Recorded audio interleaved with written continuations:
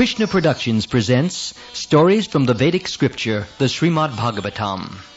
Originally written in Sanskrit several thousand years ago by Srila Dwaipayan Vyasadeva, it was translated into English by His Divine Grace A.C. Bhaktivedanta Swami Prabhupada, founder and spiritual guide of the International Society for Krishna Consciousness. The first story that follows is entitled King Prithu, the Divine King, adopted by Druta Karmadas. The second is entitled Priyavrata, the Royal Renunciant, adopted by Burjan Das. Both stories appeared in the magazine Back to Godhead, published by the Bhaktivedanta Book Trust in Los Angeles, California. Your narrator is Amal Bhakta. And now for our first story, King Prithu, the Divine King.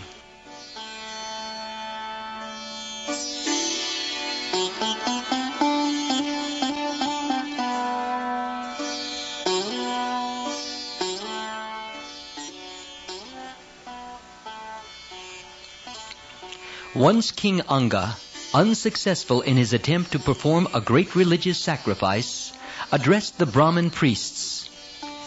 "Kindly tell me what offense I have committed. The demigods are neither taking part in the sacrifice nor accepting their shares."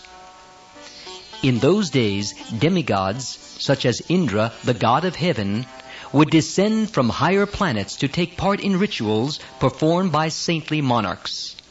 The head priest said, "O king, in this life we do not find any sinful activity, but we can see that in your previous life you performed sins due to which you have no son."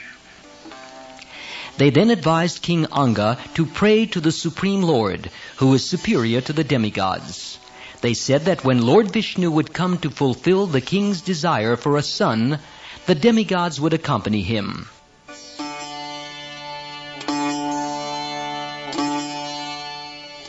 King Anga accepted this proposal. So the priests offered oblations to Lord Vishnu, who is seated in the hearts of all living entities as the Supersoul. Lord Vishnu is a direct expansion of the Supreme Personality of Godhead, Lord Krishna.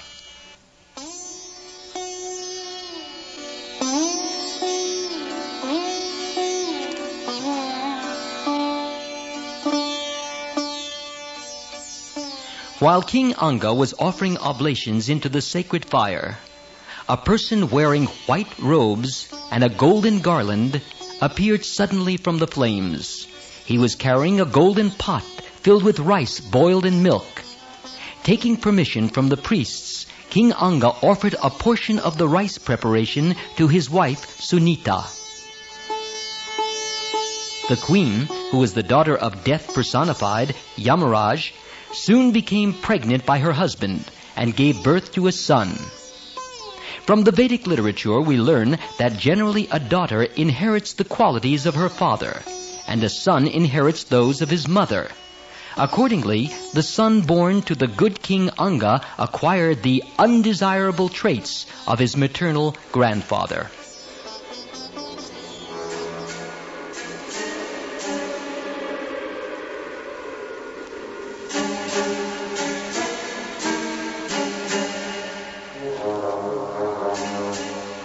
The child's name was Vena. As a youth, he used to take his bow and arrows to the forest and kill innocent deer. He was so cruel that he would sometimes kill his playmates as if they were animals. King Anga punished Vena to reform him, but he was unable to bring his son to the path of gentleness.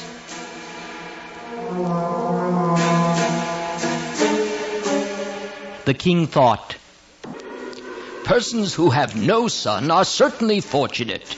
They don't have to suffer the unbearable happiness caused by a bad son."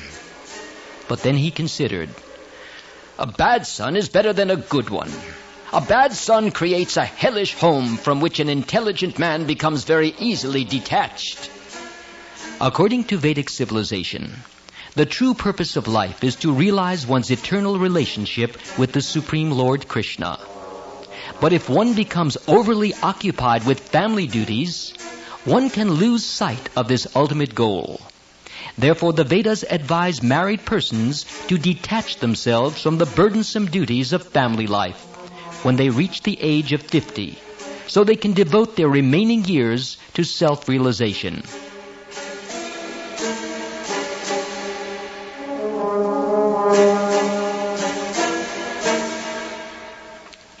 Thinking over all this, King Anga could not sleep, and in the dead of night he got up from bed and left the palace. He gave up all attraction for his opulent kingdom and, unseen by anyone, silently left for the forest.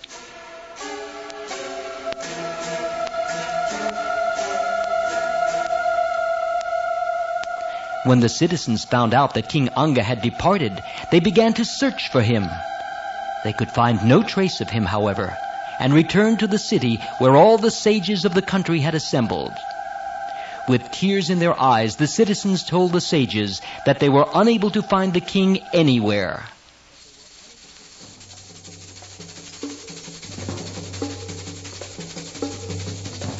With no one to maintain law and order, criminals began to disturb society.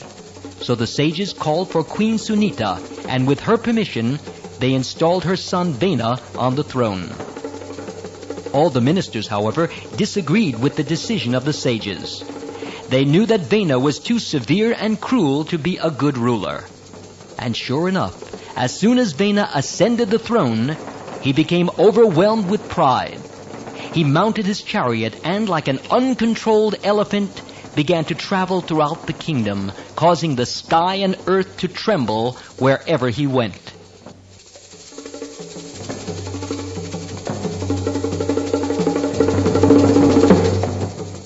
But even though Vena had many bad qualities, there was one thing to his credit.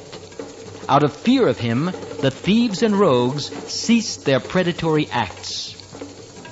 At one point, however, King Vena forbade the Brahmin priests to perform any more sacrifices.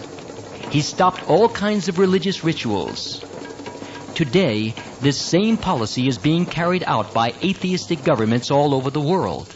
Even in America, where there is technically freedom of religion, the government has banned prayer from the public schools, outlawed the teaching of God-centered explanations of science, and legalized the killing of unborn children within the wombs of their mothers.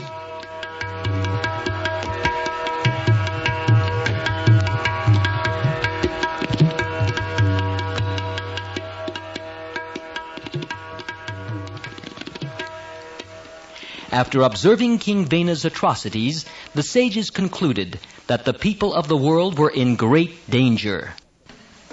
Although sages did not generally become involved in politics, the crisis was now too severe for them to ignore.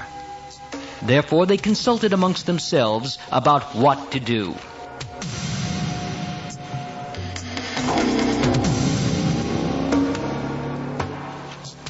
One of the sages said, "We appointed this Vena, king of the state, to give protection to the citizens, but now he has become their enemy. But before we take action against him, let us first try to pacify him." So the sages went to the king. Concealing their anger, one sage said, "Dear king, we have come to give you good advice. You should not be the cause of spoiling the spiritual life of the general populace. If you do so, you will certainly fall down from your royal position."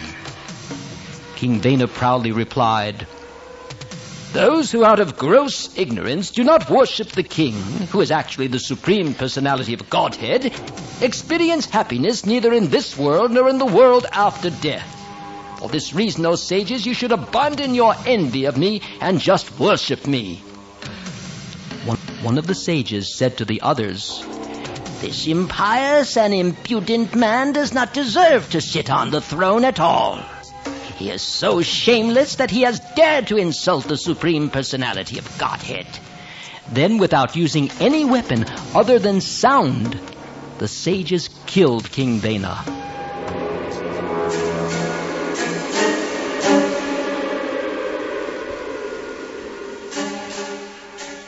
Queen Sunita, became very much aggrieved at the sight of her dead son's body and decided to preserve it by applying certain ingredients and chanting mantras. Sometime later, the sages noticed that society was again in a state of chaos. Talking amongst themselves, one said, "Since the king is dead, rogues and thieves have become active."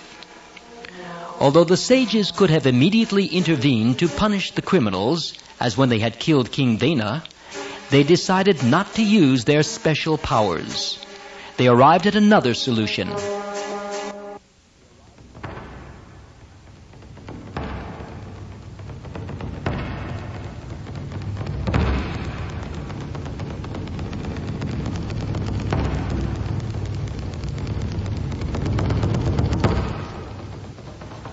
The sages decided to produce another king from the body of Vena who, despite his own bad qualities, was from a line of good kings. To do this, they first generated an unsightly being called Bahuka from the lower part of Vena's body. His complexion was dark, his eyes reddish. He immediately absorbed all the results of King Vena's sinful activities. From the upper part of Vena's body, the sages generated a male and a female, empowered with potencies of the Supreme Lord. The male was an incarnation of the ruling potency of Lord Krishna, and the female an expansion of the goddess of fortune. One sage said, "The male will be able to spread his reputation throughout the world. His name will be Prithu, and he will be the first among kings. The female has such beautiful qualities that she will beautify the ornaments she wears. Her name will be Archie, and she will accept King Prithu as her husband."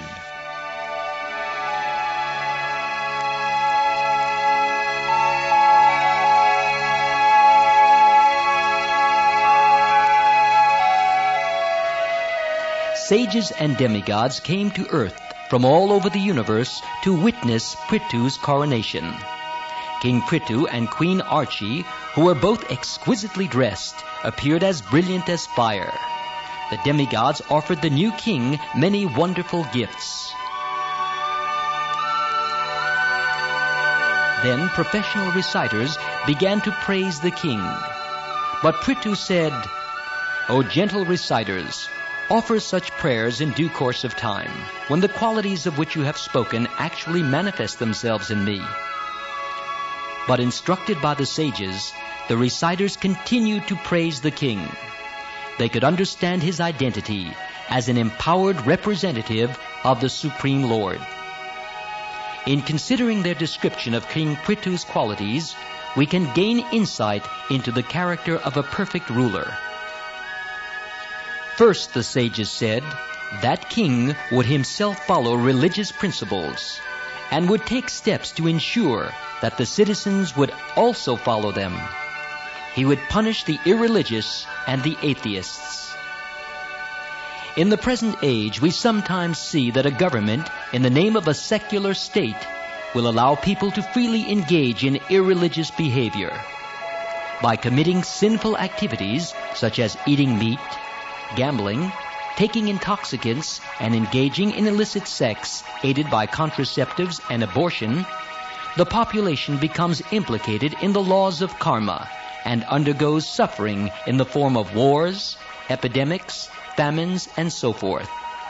In this way, people suffer many miseries in this life and remain entrapped in the cycle of birth and death.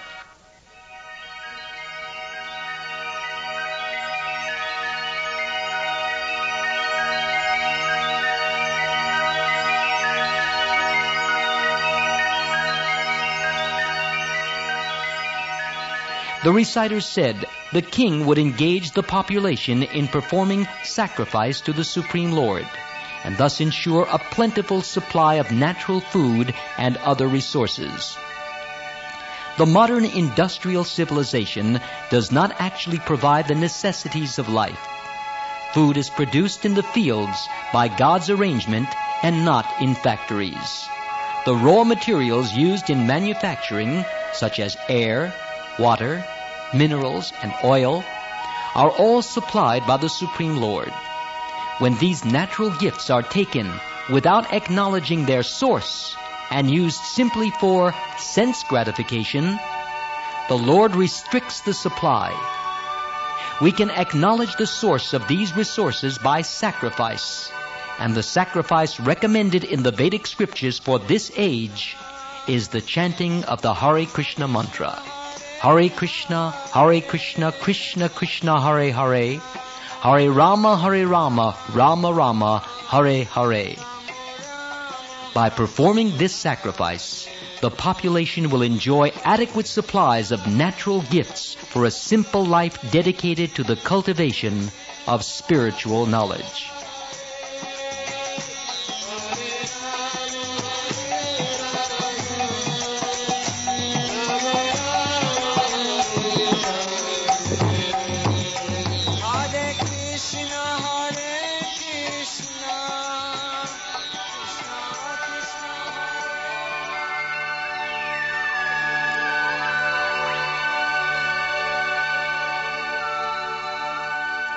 The reciters then said that the king would fairly collect taxes and disperse them to the public in times of need, just as the sun god evaporates water from the ocean and returns it to the earth in the form of rain. In the present age, however, burdensome taxes are always increasing and are spent on lavish salaries for government administrators. This unfair taxation makes people dishonest, and they try to hide their income. Eventually, the state will not be able to collect enough taxes to meet its huge military and administrative expenses. At that time, the whole economic system and governing apparatus will collapse. This is already beginning to occur.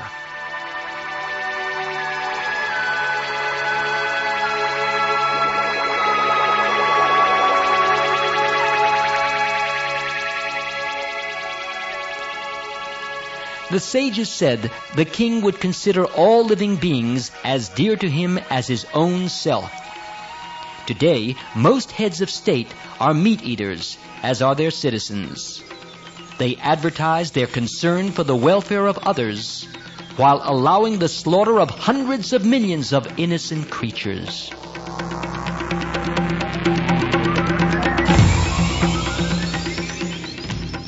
The sages then declared that King Prithu would be compared to a lion. Unless rogues and thieves are afraid of the chief executive, there cannot be peace and prosperity in the state. The sages also stated that the king would consider himself the servant of the devotees of the Lord and would rule his kingdom according to their good advice. He would also accept private spiritual instruction from them.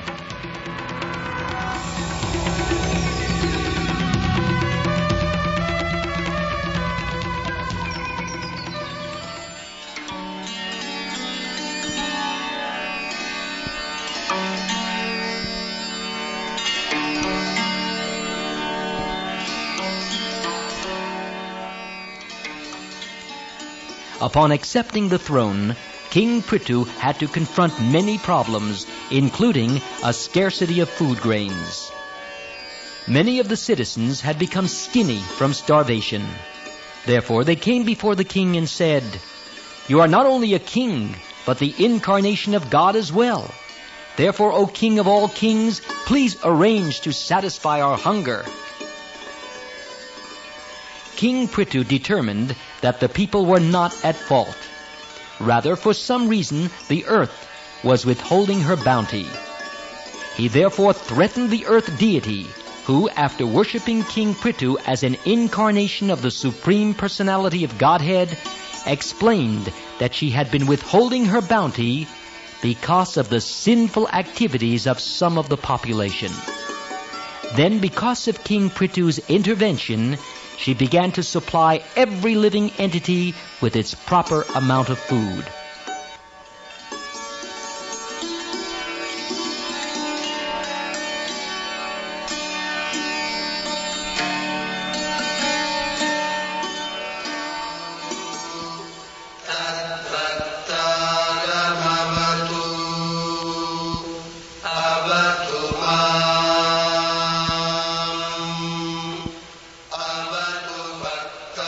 The king then initiated a series of 100 sacrifices.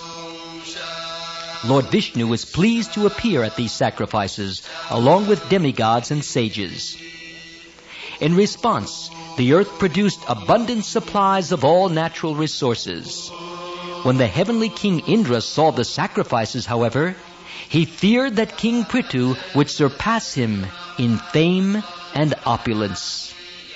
He therefore began to interfere with the sacrifices, and King Prithu prepared to take strong action against him. But on the advice of Lord Brahma, the chief of the demigods, he desisted.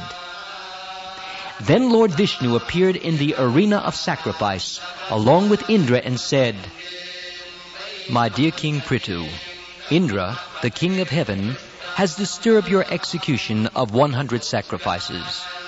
Now he has come with me to be forgiven by you. Therefore excuse him."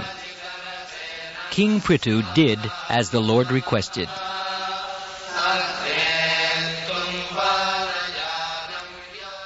Lord Vishnu then said, "My dear King Prithu, if you continue to protect the citizens according to the instructions of the learned Brahmin authorities, as they are received by disciplic succession, by hearing, from master to disciple, and if you follow the religious principles laid down by them, without attachment to ideas manufactured by mental concoction, then every one of your citizens will be happy and will love you. And very soon you will be able to see such already liberated personalities as the 4 Kumaras, Sanak, Sanatan, Sanand, and Sanat Kumara." King Prithu sincerely accepted the instructions of the Lord and offered him devotional prayers. The Lord then departed for his own abode.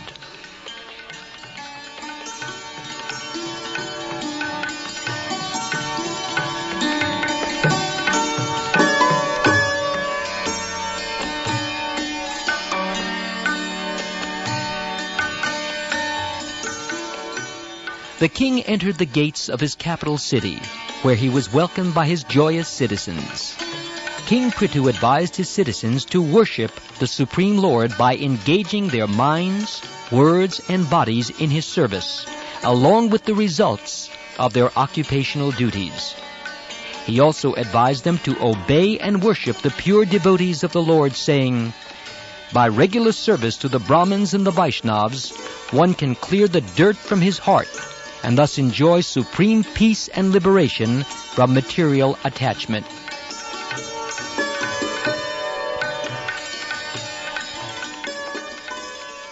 After hearing King Prithu speak so nicely, the sages, demigods, and citizens declared that sinful King Vena had been delivered from the darkest region of hellish life by the action of his son, King Prithu.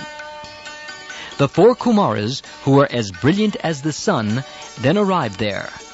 Seeing the 4 sages descend from the sky, the king received them with proper respect and worship. The king asked the Kumaras how those in the material world could achieve the ultimate goal of life. Sanat Kumara, who looked like a child, said, "It has been conclusively decided in the scriptures, after due consideration, that the ultimate goal for the welfare of human society is detachment from the bodily concept of life, and increased and steadfast attachment for the Supreme Lord, who is transcendental and beyond the modes of material nature. One has to make progress in spiritual life by not associating with persons who are simply interested in making money and in sense gratification. One should mold his life in such a way that he cannot live in peace without drinking the nectar of the glorification of the Supreme Personality of Godhead. One can be thus elevated by losing the taste for sense enjoyment." Sanat Kumara requested the king to always engage in devotional service to the Supreme Lord. King Prithu obeyed this instruction, and thus, even though surrounded by royal opulence, he was able to lead a life of detachment and spiritual advancement.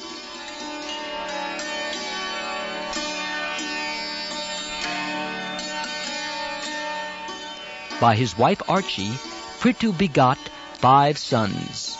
He pleased the citizens by his rule and became famous all over the universe for his good qualities. At the end of his life, he transferred power to his sons and left with his wife for the forest, where he strictly followed the regulations of retired life. He underwent severe austerities just as seriously as he had governed the state. He ate only leaves and fruit, and eventually subsisted only upon air. Queen Archie assisted him in his practice of austerities. Because of her pleasure in serving her exalted husband, she felt no difficulty in the forest. By performing austerities, Prithu became steadfast in spiritual life, worshipping the Supreme Personality of Godhead 24 hours a day. In due course of time, Prithu Maharaj was able to fix his mind firmly upon the lotus feet of Krishna. Practicing the mystic yoga system, he raised his soul to the top of his skull. After merging the various elements of his body with the totality of the natural elements, he gave up his body.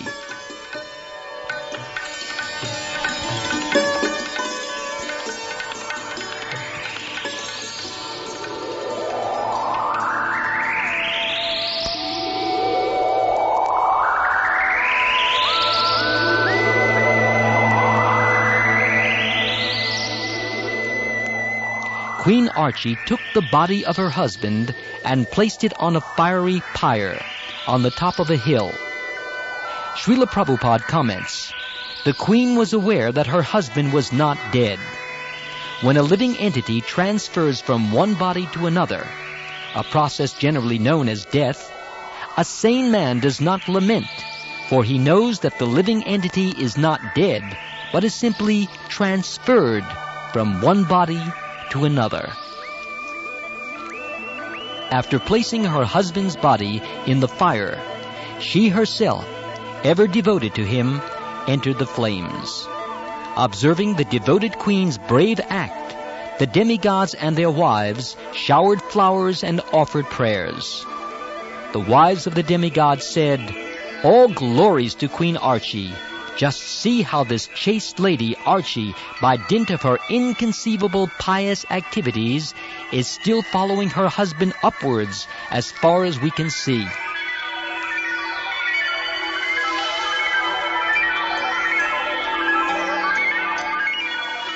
King Prithu and Queen Archie ascended to the spiritual world, Vaikuntha, in spiritual airplanes.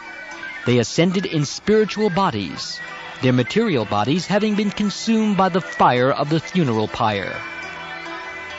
The sage Maitreya, narrating this history in the Srimad Bhagavatam, said, "Any person who describes the great characteristics of King Prithu with faith and determination, whether he reads of them himself or helps others to hear of them, is certain to attain the very planet Maharaj Prithu attained.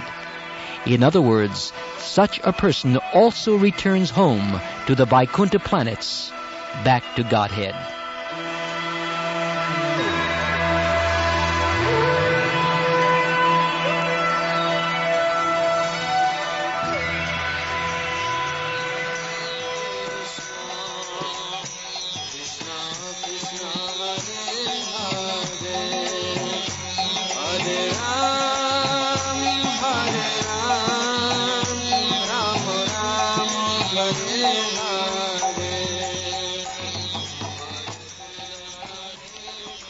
This ends our story, King Prithu, the Divine King.